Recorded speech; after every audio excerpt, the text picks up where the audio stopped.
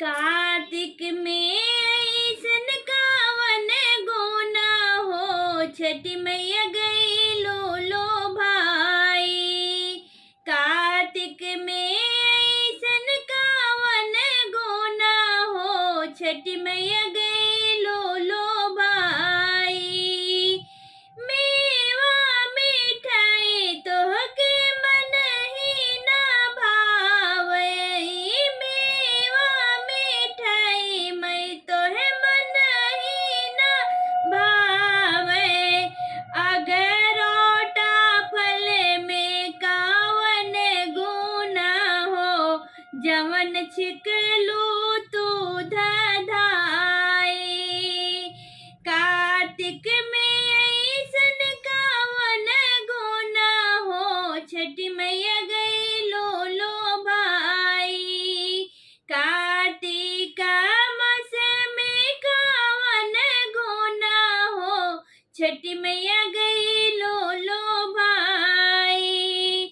बसवा के माड़ो तोहरा मन ही ना भावई, बसवा के माड़ो तोहरा मन ही ना भावे।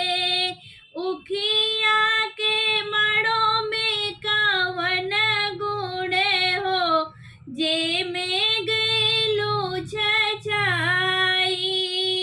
उखिया के माड़ो में कावन गुण हो, जे में गईलू छछाई।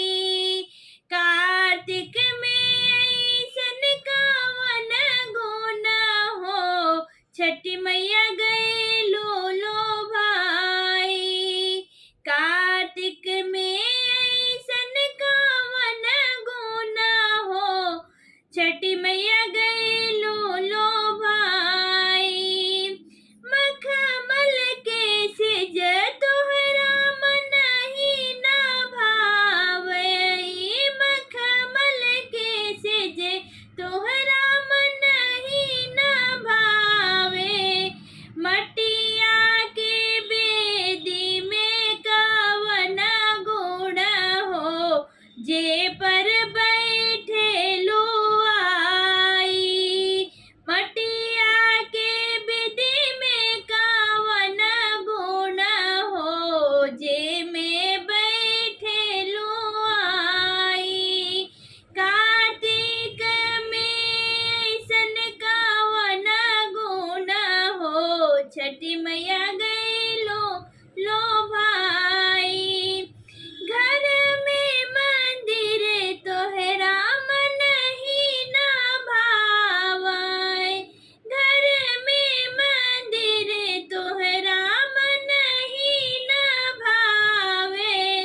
मटिया के बेदी में कावन गुना हो, जे में बैठे लो आई। पनिया के छर में कावन गुना हो, जे में जालो जोड़ाई। कार्तिक में ऐसन कावन गुना हो, छठी मैया